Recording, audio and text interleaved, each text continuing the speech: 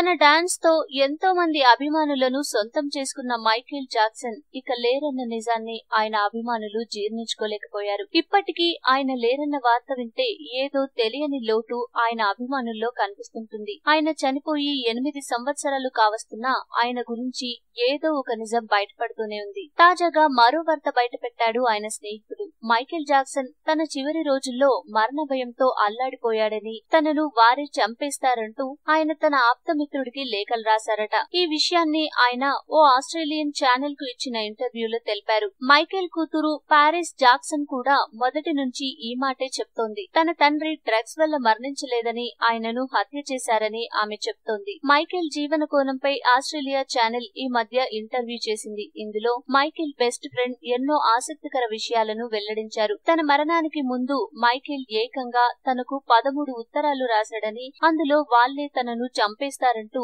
విపరీతమైన భయాన్ని వ్యక్తం చేశాడని చెప్పారు. లండన్ కు చెందిన ఓ కచేరీ సంస్థ ఏఈజీ తనను విపరీతంగా ఒత్తిడికి గురి చేస్తోందని, జీవితం పట్ల తనకు భయంగా ఉందన్నారు. జాకబ్ తో మైకేల్ చెప్పాడని ఆయన ఆ ఇంటర్వ్యూ ఇచ్చారు. 2009 జూన్ 25న మైకేల్ జాక్సన్ చనిపోయాడు. అయితే అదే రోజున మైకేల్ జాక్సన్ మరణంపై రహస్యాలను ఆ ఛానల్ ప్రత్యేకంగా రూపొందించిన కార్యక్రమాన్ని ప్రసారం చేయనుంది.